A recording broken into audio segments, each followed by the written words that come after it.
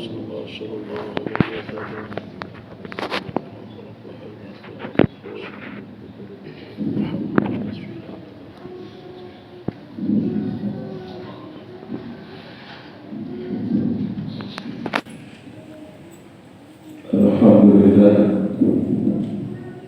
Alhamdulillah alladzi anzala sakinata fi qulubil mu'minin yazdadu imanan ma'a imanihim.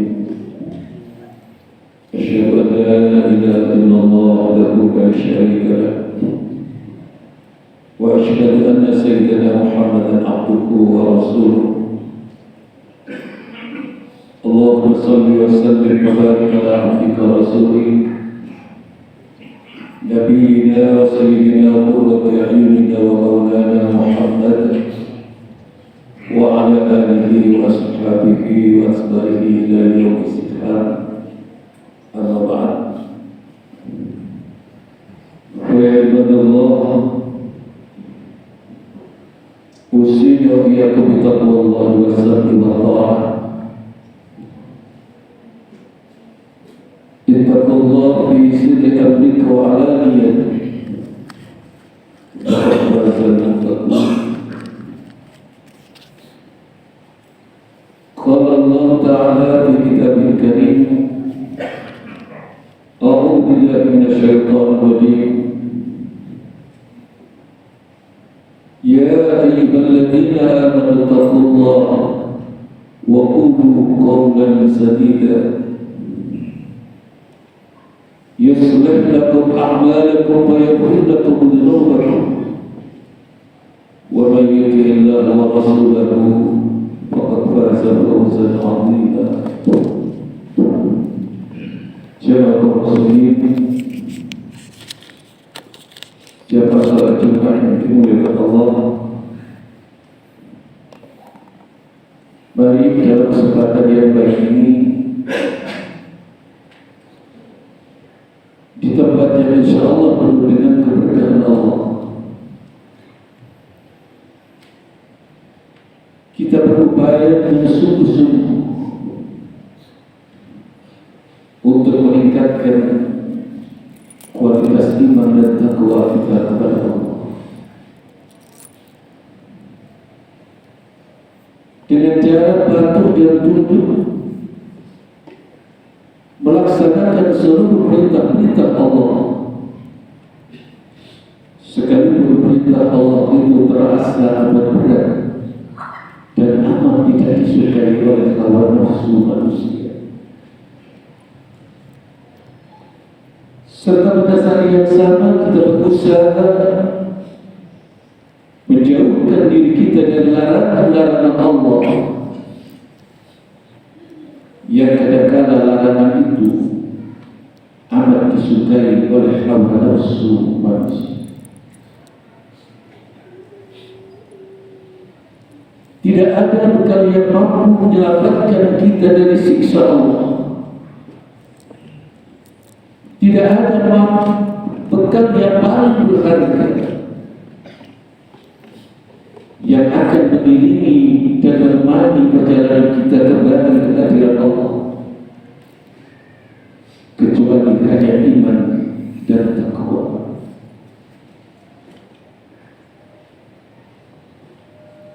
Bahkan karena betapa agung, betapa besarnya nikmat iman dan keislaman ini, sampai-sampai Al-Quran menegaskan tidak ada nilai jual yang layak, tidak ada harga mati bagi keimanan kita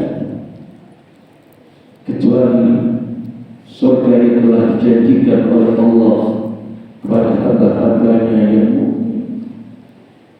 Inna Allah ashtara minal mu'minina amwalahum wa anfusahum bi anna lahumul jannah. Para jamaah yang dimuliakan Allah, kurang lebih 15 hari Ramadan telah meninggalkan kita semua. Kita menapaki hari demi hari di bulan Syawal yang makna secara harfiah Sawal itu adalah peningkatan. Maksudnya apa? Setelah kita menjalani tarbiyah di bulan Ramadan, diharapkan keluar Ramadan, amaliyah kita akan semakin meningkat. Kualitas dan kuantitas amal-amal soleh dalam kehidupan ini diharapkan akan semakin menuju ke arah yang lebih baik. Sementara Al-Quran menegaskan kepada kita, puasa yang telah kita jalani 1 bulan penuh di bulan Ramadan diharapkan agar kita menjadi pribadi-pribadi yang bertakwa kepada Allah Subhanahu wa Ta'ala. Maka kemudian timbul pertanyaan, apakah puasa yang telah kita jalani 1 bulan penuh, malam-malam Ramadan yang telah kita hidupkan dengan salat tarawih, dengan qiyamul lail, dengan tadarrusul Quran ataupun amaliyah yang lain, telah mampu membawa dan menghantarkan kita menuju pribadi-pribadi yang bertakwa kepada Allah Subhanahu wa Ta'ala. Oleh karenanya 11 bulan setelah Ramadan ini adalah medan yang sebenarnya perjuangan kita. 11 bulan pasca Ramadan adalah medan pembuktian bahwasannya amal ibadah puasa kita apakah benar-benar telah diterima oleh Allah atau sebaliknya menjadi amal yang tertolak di sisi Allah Subhanahu wa Ta'ala. Oleh karenanya dalam kesempatan ini patut untuk kita lakukan kembali pesan-pesan suci, nilai-nilai agung atau esensi yang terkandung di dalam bulan suci Ramadan. Yang pertama, Ramadan mengajarkan kepada kita, melatih kepada kita untuk senantiasa berupaya mengendalikan hawa nafsu kita. Karena sebenarnya nafsu itu inna nafsa la'ammaratun bis-su'. Nafsu yang Allah ciptakan, yang Allah lekatkan dalam tubuh manusia, kecenderungannya mendorong manusia pada perbuatan-perbuatan yang tidak baik, perbuatan-perbuatan yang tidak diridhoi oleh Allah Subhanahu wa Ta'ala. Oleh karenanya di saat kita berpuasa, berapa banyak orang yang mampu menahan nafsu dari sesuatu yang halal, tetapi tidak sedikit di antara mereka yang justru tidak mampu menahan nafsunya dari perbuatan-perbuatan yang diharamkan oleh Allah Subhanahu wa Ta'ala. Sebagian ahli mengatakan ada yang membedakan nafsu dan syahwat. Kalau syahwat itu kecenderungannya adalah sifatnya jasmani, seperti orang kebutuhan akan makan, kebutuhan hubungan seksual, ataupun kebutuhan-kebutuhan yang lain. Sedangkan nafsu adalah ego yang ada di dalam diri manusia, butuh akan pengakuan, keinginan agar mendapatkan popularitas dan sanjungan di tengah-tengah kehidupan masyarakat. Oleh karenanya Ibnu Athaillah As-Sakandari pernah menasihatkan kita di dalam kitabnya, di dalam hikam. Beliau mengatakan, hadun nafsi bil maksiyati dhahil jannah wa hadduha bil ta'ati barinul khafif. Bagian dari kejahatan nafsu di dalam perbuatan maksiat mungkar kepada Allah Subhanahu wa Ta'ala nampak jelas dan nyata. Wa hadduha bil ta'ati barinul khafif. Tetapi bagian dari kejahatan nafsu yang menyelinap di dalam perbuatan taat yang masuk di dalam perbuatan baik itu akan halus, sabar, dan bersembunyi. Seperti orang melakukan kebaikan, melaksanakan amal-amal saleh, birria. Orang yang melakukan kebaikan hanya sekedar ingin mendapatkan sanjungan, mendapatkan pujian dari orang lain, maka amal yang seperti ini tidak akan pernah sampai ke hadirat Allah Subhanahu wa Ta'ala, karena Allah tidak akan pernah menerima amal dari hati seorang hamba yang telah mensekutukan Allah dengan melakukan syirik ketika beribadah kepada Allah Subhanahu wa Ta'ala. Oleh karenanya, selain melatih pengendalian hawa nafsu, pesan suci nilai yang baik dari Ramadan itu mengajarkan kita kepada keikhlasan. Kalau ibadah-ibadah yang lain sifatnya demonstratif, ketika kita sholat, ketika kita berderma, apalagi saat kita melaksanakan ibadah haji umrah, disaksikan oleh orang lain yang kadang itu justru menimbulkan perasaan ujub di dalam diri kita. Berbeda dengan ibadah puasa, karena puasa rukunnya hanya ada dua: niat di malam hari dan menahan diri dari segala sesuatu yang membatalkan ibadah puasa sejak terbitnya fajar hingga terbenamnya matahari. Artinya, puasa memiliki karakteristik tersendiri, satu-satunya ibadah yang tidak mampu terkontaminasi dengan sikap dia ingin dipuji, ingin disanjung oleh orang lain. Oleh karenanya, semangat keikhlasan ini harus terus kita sinambungkan, harus terus kita tumbuhkan, mewarnai dan melandasi setiap amal-amal yang kita lakukan. Karena dikatakan dalam sebuah ungkapan syair, rubba amalin kabirin tusghiru niyah. Berapa banyak amal yang kelihatannya besar dalam pandangan manusia, tetapi akan menjadi kecil, bahkan tidak ada nilainya dalam pandangan Allah kalau kita keliru meletakkan niat melakukan amal soleh tidak ikhlas semata-mata karena Allah, tetapi hanya sekedar ingin mendapatkan popularitas, ingin mendapatkan sanjungan dan pujian dari orang lain. Sebaliknya, warubba amalin saghirin tudhimuhu niyah.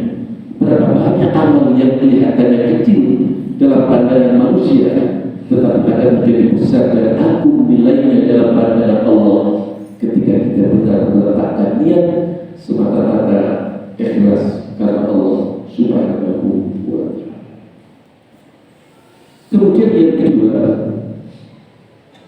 pesan suci atau nilai yang berharga, esensi dari Ramadan yang ini menjadikan hikmatus tasyri', hikmah dibalik disyariatkannya ibadah puasa ini, agar kita memiliki kepekaan sosial. Karena kita tahu zakat kita keluarkan agar orang-orang miskin dapat merasakan nikmatnya orang kaya, tetapi puasa yang kita lakukan sebaliknya agar orang kaya ikut merasakan penderitaannya orang-orang miskin. Oleh karenanya, salah satu dari 4 kelompok manusia yang senantiasa dirindukan oleh surga, Rasulullah mengabarkan, al-jannatu mushtaqatun ila arba'ati nafar. Surga itu rindu atas 4 golongan manusia. Salah satu di antaranya wa mu'minul jihad, orang yang gemar memberikan makan kepada orang yang kelaparan, orang yang suka memberikan bantuan kepada orang yang sangat membutuhkan bantuan dan pertolongan kita. Oleh karenanya, 11 bulan pasca Ramadan ini adalah ujian yang sebenarnya. Apakah semangat dan spirit Ramadan mampu tetap kita jaga sehingga mewarnai ibadah-ibadah puasa kita 11 Ramadan setelah kita keluar dari bulan suci Ramadan. Karena sebagian ulama mengatakan tidak akan ada gunanya orang yang berbangga-bangga berkali-kali melakukan umrah ke tanah suci, Sementara dia tahu tetangganya hidup dalam keadaan miskin, hidup dalam keadaan kelaparan, dia tahu dia mampu, tetapi tidak memberikan bantuan sedikit pun, maka ibadah umrohnya, ibadah hajinya tidak akan memberikan pengaruh yang besar. Bahkan itu menjadi indikator ibadahnya tidak diterima oleh Allah Subhanahu wa Ta'ala. Oleh karenanya, kalau kita tarik dalam konteks yang lebih luas, puasa mengajarkan kepada kita agar kita ikut merasakan kesedihan dan penderitaan saudara-saudara kita seiman seakidah dimanapun mereka berada, utamanya saudara-saudara kita yang ada di Palestina. Ketika kita berpuasa, siang hari perut kita dalam keadaan kering menahan lapar, tenggorokan kita kering menahan haus dan dahaga. Tetapi di saat azan maghrib berkumandang, banyak makanan dan menu yang tersaji di meja-meja makan kita. Tetapi bagaimana dengan saudara-saudara kita yang hidup dalam keadaan serba kekurangan? Boleh jadi mereka ini sehari 2 hari tidak makan, seperti yang dijalani saudara-saudara kita yang ada di Palestina. Mereka dalam keadaan al-mazlum, terzalimi, teraniaya, tertindas. Sehingga kita saksikan banyak anak-anak yang meregang nyawa karena mereka dalam keadaan lapar. Begitu juga saudara-saudara kita di belahan dunia yang lain, di Irak. Ketika mereka saudara-saudara kita seiman ini dalam keadaan berpuasa, dalam keadaan beribadah kepada Allah, mereka diserang secara biadab oleh kekuatan Yahudi, kekuatan kafir. Maka benarlah apa yang Allah kabarkan di dalam Al-Quran. Di dalam ayat 82 surah Al-Maidah, Allah menjelaskan, la tajidanna ashaddan nas adawatan lil ladzina amanu al-yahud wal ladzina asyraku. Allah memberikan peringatan kepada Nabi Muhammad yang ini juga tertuju kepada kita. Suatu saat, wahai Muhammad, engkau pasti akan menjumpai orang-orang yang paling keras permusuhannya terhadap orang-orang yang beriman. Siapa mereka? Al-Yahud wal ladzina asyraku. Mereka adalah orang-orang Yahudi dan orang-orang yang musyrik kepada Allah Subhanahu wa Ta'ala. Kita tahu Israel itu adalah Amerika kecil, sementara Amerika adalah Israel besar. Dan kita juga tahu dengan pasti Kongres yang ada di Amerika yang banyak mewarnai kebijakan pemerintahan Amerika saat ini dikuasai dan didominasi oleh kekuatan Yahudi, kekuatan Zionis. Oleh karenanya kita doakan, tatkala kita tidak mampu membantu secara fisik, tidak mampu membantu meringankan beban mereka secara finansial, minimal doa harus kita panjatkan. Sekalipun kita tahu bangsa Iran secara akidah, secara etika, secara syariat banyak yang berbeda secara prinsip dengan kita, tetapi kita tidak berani menghakimi mereka karena mereka tetap berkomitmen tidak ada Tuhan selain Allah.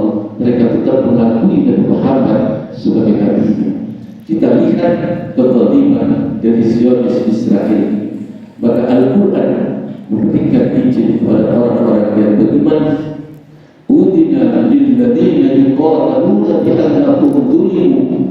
Kata Allah, telah diizinkan bagi orang-orang yang diperangi bi annahum zulimu, karena sesungguhnya mereka itu telah dizalimi.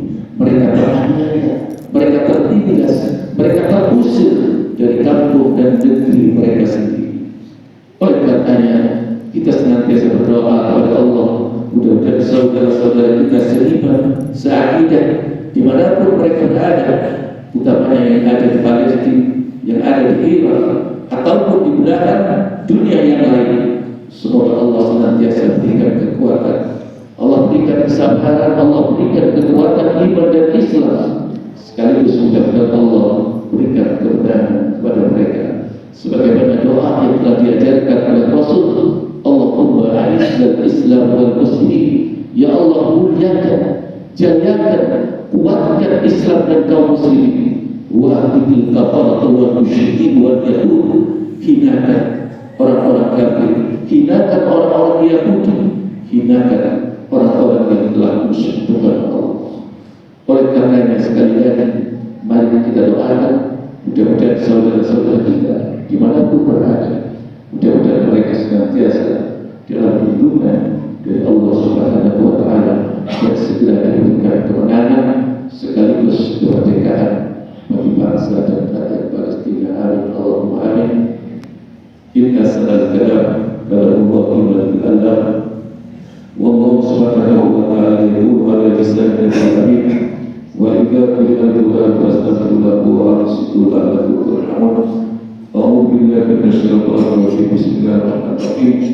Fa amma man tawalla wa asara al-hayata ad-dunya fa inna al-jahima hiya al-ma'wa, wa amma man khafa maqama rabbih wa nahaa an-nafsa 'anil hawa fa innal jannata hiya al-ma'wa.